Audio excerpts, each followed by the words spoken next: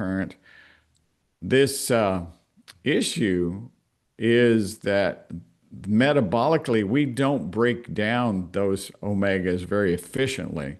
And you can see the note here in the middle where it says delta 6 enzymes are impaired by aging. So the enzymes needed to break down your omega 6 to EPA and DHA are inhibited by things like alcohol, nutrient deficiencies, trans fats, which are omega 6 that are processed, elevated cholesterol, just toxins in the environment contribute to that delta 6 dysfunction. So I really encourage you, get this test so you know consistently and do it on a regular basis so you know your inflammatory, anti-inflammatory balance. I was diagnosed with an inflammatory disease and I was in pain all the time. So now I keep my ratio of omega 6 to omega 3 nearly 1 to 1, and my EPA and DHA levels extremely high. And let's talk about why those are important. EPA and DHA are found naturally in fish, and they're easily metabolized, and they go into cell membranes. They help you to convert any kind of hormones and neurotransmitters and blood sugar into the cells for energy. So they're critical for all hormone problems, all neurotransmitter problems, sleep problems, you name a problem that the body has. It may not be heart disease, but the condition of the lipids within the bloodstream determine whether or not the body's going to be in balance. That's just a given. Most folks don't see that relationship. The doctors never talk about it. It wasn't discovered until 1996. I'm going to come back to this slide real quick. This study summarized it all, that if you could get your blood lipids of omega-3 in that blue zone there, above 10.9%, ideally, my wife and I both run around 14%. Dr. Jaffe, our mentor, runs around 16%. So just using radical amounts of omega-3s to keep the blood nice and fluid. And we're going to show you a diagram of a gentleman that had a heart attack last year, what his blood looked like when he first came in. He was on a bunch of medications, and then 2 months later, off medications, what his blood looks like. And the snapshot will shock you as to the transformation he experienced. So we'll get to that. So arachidonic acid, you can see right next to the big red arrow on the left. This is an inflammatory marker that drives some of these prostaglandins that are pro-inflammatory and leukotrienes. And it's here where the COX-2 enzymes are that the medical field uses drugs to try to block this, when naturally the body inhibits the enzymes to manually or to automatically in our metabolic process allow for just the right amount of arachidonic acid to be produced. And so we measure that in this omega check. The omega 6 to omega 3 determines if there's too much omega 6 driving that pathway, then yes, you're going to have a lot of arachidonic acid. But if you're really up on your omegas and you're getting adequate EPA from fish oil, you're going to be able to block that arachidonic acid from being produced in excess, and it'll help quench inflammation, that same inflammation that causes heart disease, causes cancer, causes strokes. Other diseases all are linked to inflammation to some degree. So this is an issue for all health conditions, not just heart disease, getting the ratio of the omegas in perfect balance. And also just a little caveat here for DHA. Autopsies found that people who were higher intelligence in life had higher DHA levels than those who did not. And so because of the DHA's relationship to nerve function and brain development, they put those now automatically in most prenatal formulas for mothers, and they put it in formulas for babies. So at least they've done that in the food industry. It's to say something, getting DHA in there as a booster for the central nervous system. So if you want to be smarter and you want to remember things, you want to have copious amounts of EPA and DHA, but primarily the DHA, which helps with memory and focus. So here's a picture of that gentleman's blood. On the left-hand side, you see blood when he came in November. You see very aggregated. This is a severe condition of rouleau and blood toxicity. You usually see this with people on medications, dehydration, electrolyte imbalances, definitely lacking in omega fats. So I got this gentleman on 9 fish oil capsules a day of our pure omega-3, and look at what happened in 2 months' time on the right-hand side. This is probably one of the most dramatic transformations that I've seen in a gentleman or anyone's blood in some time. And even in the dark space where you typically see little clouds of formations that look like they look like clouds. Well, these are healthy platelets, and you don't see too many of them because the platelets do not, in excess, they're going to cause sticky blood and contribute to stroke and heart attack. So what a transformation. We were able to take a look at his omega levels and get him on optimal amounts and with the cofactors that work with it. And in this slide presentation that Jason will share with everyone, you'll have the opportunity to read more about the nutrients that are involved in metabolizing fats and in immune markers that help control inflammation as well, immune supportive things. So all of that will be made available in the slide presentation. There's just too much detail encapsulated here for us to share it all in this time. Now, blood comprehensive testing is something that is helpful. We look at cholesterol, LDL, the more sticky particles. LDL is a low density lipoprotein, and the lower density, they have more fat and they're stickier. And the high density HDL lipoproteins, those actually have more protein in them, and so they actually help break up fat that tends to want to stick on artery walls. And traditionally, the markers to improve them, to get your HDL to increase, the LDL to come down, all has to do, yes, with the supplements that are recommended in here, the lifestyle factor, the exercise, the hydration, everything in life that we can do in a positive way keeps healthy blood lipids. Again, that's that diligence of guarding your heart. There's so much you can do to improve HDL with a healthier liver. Remember to refer back to the detox presentation we did in January. Get that liver healthy because it controls the lipids in the blood. So most people don't have a heart disease problem that just requires a drug being thrown at it. They need their liver detoxed. They need the cardio formulas, what we call the heart health bundle that we have at Prosper Nutrition, so that they can optimize circulation. And everyone needs these. These are just a requirement. They're essential fatty acids. We looked at that chart, showed the pathways of the EPA, DHA. Those essential fatty acids got the name from the research scientists because they said they are essential in the diet. If you do not get them, your heart and your cells and everything that needs fatty acids becomes extremely dysfunctional. We can only get them through the diet. Triglycerides are managed well when we get the right amount of fats compared to carbohydrates. And so we use a Mediterranean diet balanced for everyone based on their basal metabolic rate. It gets those triglycerides in balance and controls the amount of sugars, the amount of fats they consume in the diet. But the omega levels also have a dramatic impact on triglycerides as well.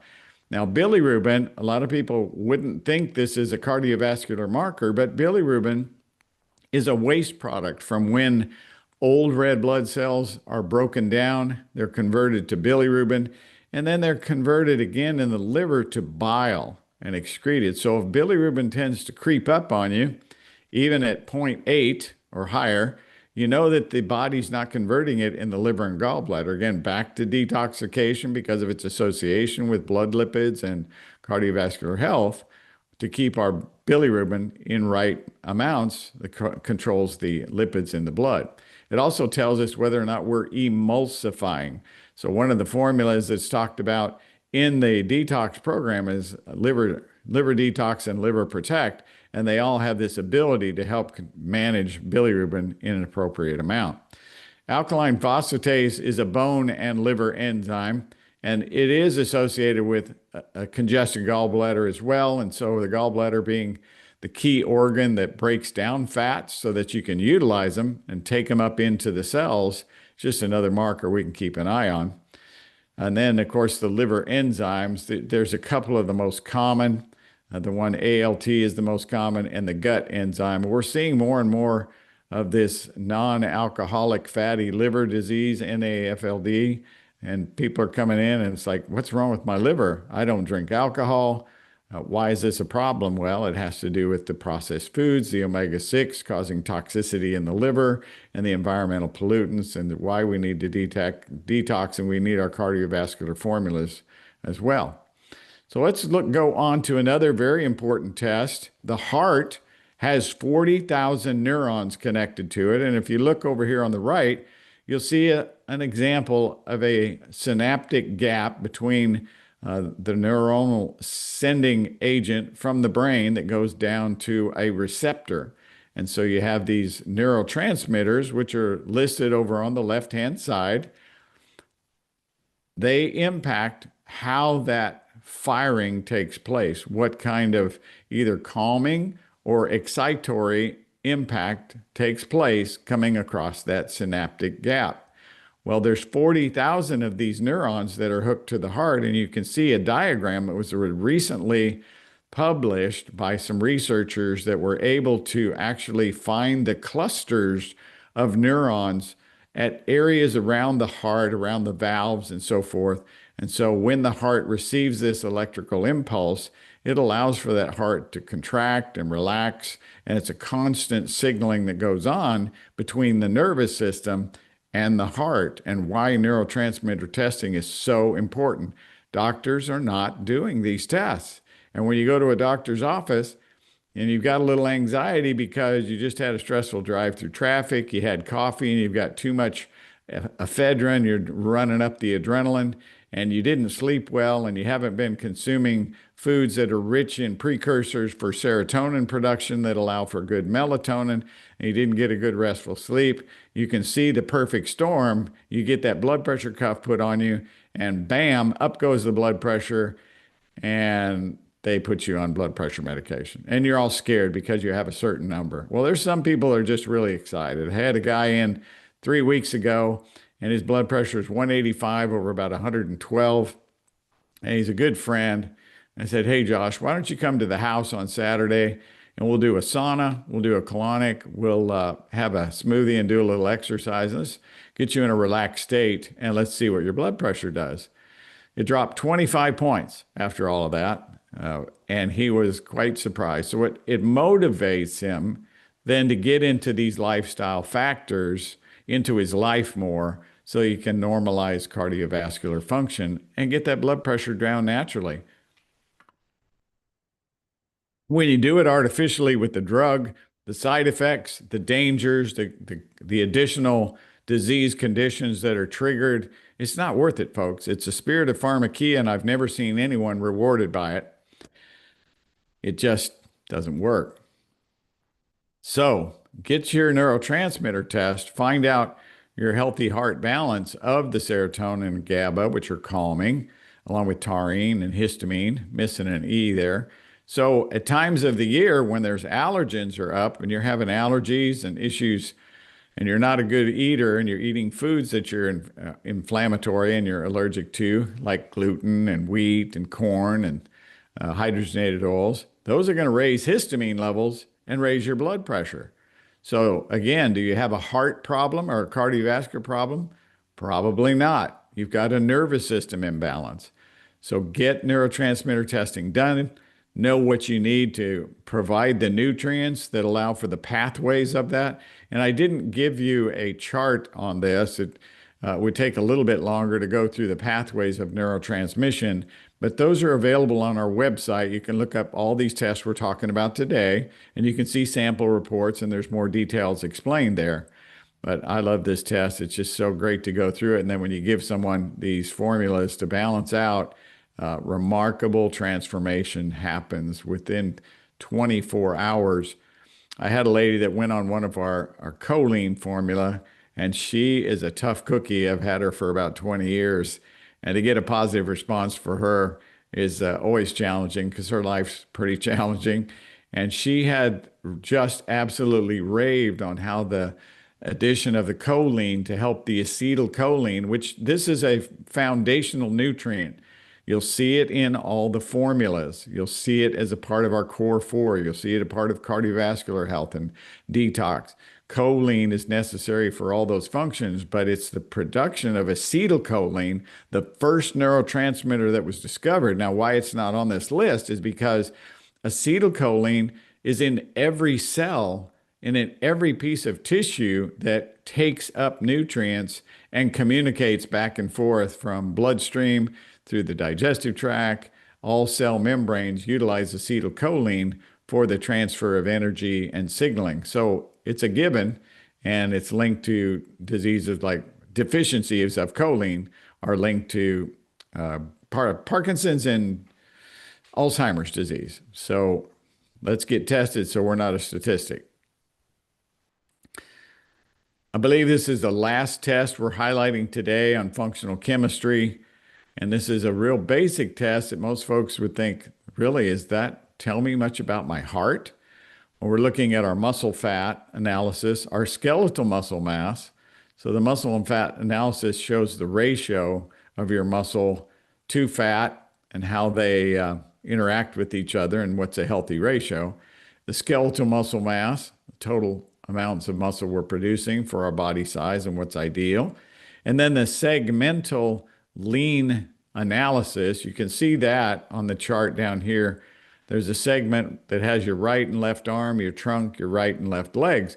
So we can tell where a person like this individual has a lower percentage of muscle tissue in the legs. We want to encourage more leg type of exercises to bring a balance in that biochemistry. And I had real low leg numbers myself, and it was a blessing to have my son, who's really passionate about athletic truth, and he follows a group that's named Athletic Truth Group, taught me some things to really balance this segmental lean analysis to get my legs in balance with my upper body. Now I enjoy leg exercises, and for being into fitness for almost since I was 14, for the first time in the last 5 years, it's maybe 3 years, I enjoy my leg exercises more than anything. It invigorates the body and really gives you a firm foundation. You just feel good when you walk, when you sit, when you stand. So the extracellular water to intracellular water analysis that's on this chart is this section down below, right there where it says ECW to total body water, and then we can see intracellular numbers, extracellular numbers at the top. When we experience excessive extracellular water amounts, we know that there is an issue with water retention. So we're looking at water intake. We're looking how to make the water wetter. We're looking at electrolyte balance for that. It's so important to know your extracellular water balance would put you at risk of why you're having fluid retention and how you can improve the excretion of that fluid and get that body into proper water balance. And the last area, most everybody wants to know about this, is their visceral fat area. And this chart, I don't know where this sample came from, but this guy only has 11.3% or 11.3 square centimeters of visceral fat. This is fat around your organs, around your abdomen, around the heart. So this is the key number within this in-body that tells us about our cardiovascular risk if we're just carrying too much visceral fat around our organs. So that's kind of the summary, Jason. I'd like, if the folks have any questions, we could probably field those now on the different tests. Great. And Yeah, thank you, Steve. This is awesome. Yeah, folks, stick around. If you are wanting to make sure you're aware of the discount opportunity that we're going to offer all the attendees on testing, just stick around for after the Q&A. We're going to do Q&A for maybe like 15 or so minutes. It might be less, but I wanted to give you all the opportunity now. If you did have questions running through there, to share those. We've got one here, Steve. Um, how often should someone do these types of tests? That's a great question. So, seasonally, our body is impacted severely. Give you an example. In the summertime, when you naturally get more skin exposure, cholesterol in your skin is converted to vitamin D, and then you have an increase in bone density, an increase in the health of your fingernails, your teeth, and so forth. So, when people have less exposure to sunlight, their cholesterol levels will go up. It's not uncommon to see people in the winter versus the summer who don't have the balance of all of the 7 proven steps that you can get on our website and keeping those in balance. They're going to have elevated cholesterol in the middle of the winter, higher blood levels of lipids, sticky things like triglycerides, especially as they go through holiday seasons and they indulge more on sugars and fatty foods.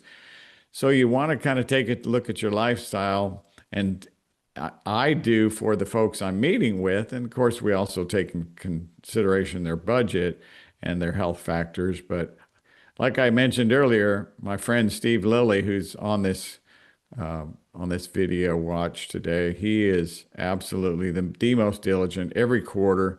And I did that on myself for a few years, drawing blood every quarter, looking at different markers, and it really keeps you on top of things because again, that which gets tested gets better. Now, if you're staying with your omegas and you do an omega check once a year, once every few years, and you stay on top of those omegas and you eat clean and you don't get exposure to omega 6s because you're eating most of your foods at home like we do, then you probably don't need an omega check, but every 2 or 3 years.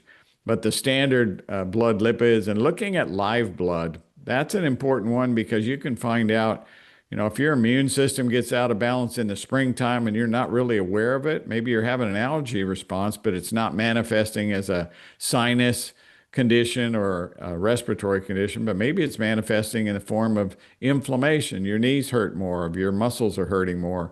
You're tossing and turning in bed and you're restless, so your histamine levels are up. So you can see that at different times of the year as well. And of course, the summer is the cleanest time of the year. We get the most amount of vitamin D and we're more active. And so people tend to score better. And unfortunately, there are some things that start to get out of balance in the Houston area in August when the ragweed hits the scene and people are stressing out about getting back to school or getting their kids back in school. And so you can see how the seasons dramatically will change us, and that testing 4 times a year is really optimal for live blood, in body, your lipid panel, your comprehensive there. And neurotransmitters now, oftentimes those, once you test those, if you take the formulas that correct where your imbalances are based on your dietary intake of amino acids and other vitamins and nutrients that allow for neurotransmitters, the neurotransmitter test can be done, every year, 2 or 3, depending on the individual and how well they're taking their formulas for their neurotransmitter support. So that's what's key. Once you find out an imbalance, make sure you're taking your formulas designed for that, unless you get retested that shows you don't need them. So that's an important component. Thank you, Steve. Yeah, and I'll just kind of clarify, folks. Frequency, you mentioned the comment, Lord Kelvin, and testing and frequency of testing. When someone's health concerns increase, so if you have health issues that you're like getting more and more concerned about, it's going to be more helpful to get tested more frequently.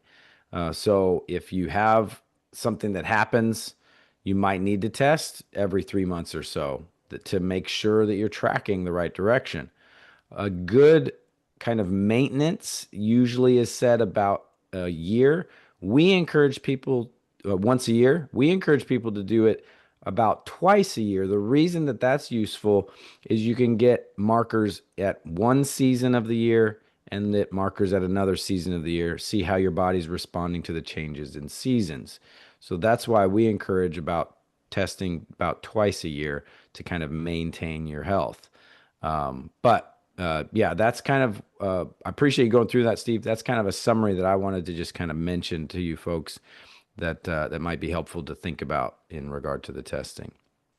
Now, we got a question come through here, Steve. It says, is the Omega check, all those markers with that we go through with the Omega check, different from the basic panel or our nutrition and health center panel? That's a good question. It is different.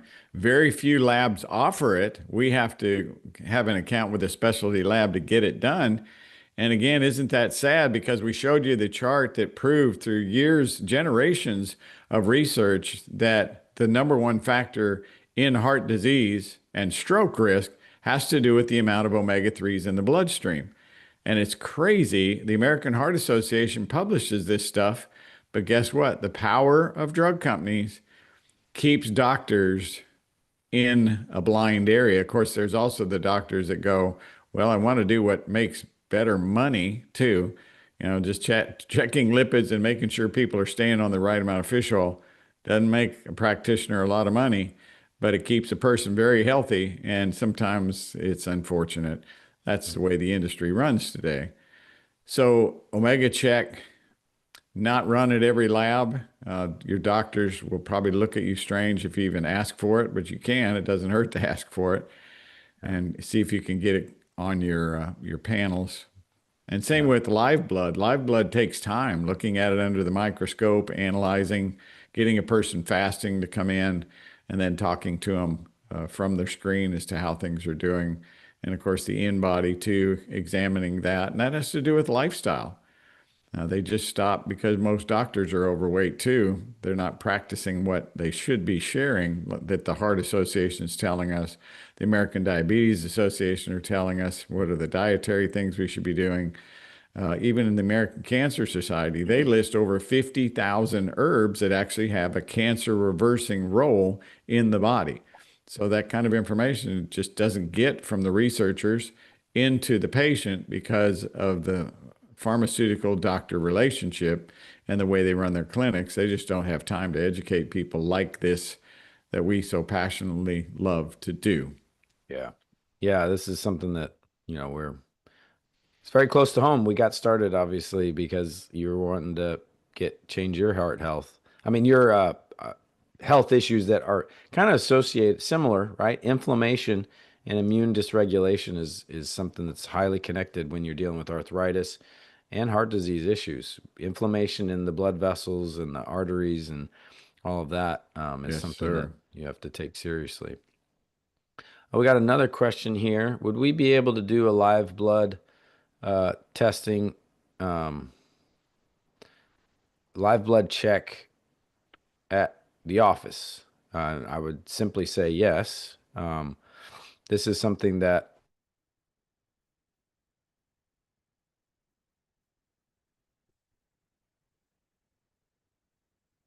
usually can be done in about 30, 40 our initial appointments. So whenever we have a new client, and so that's something that we do. Um, so yeah, that is something. Now, I saw that you said the word fasting here, and I'm not sure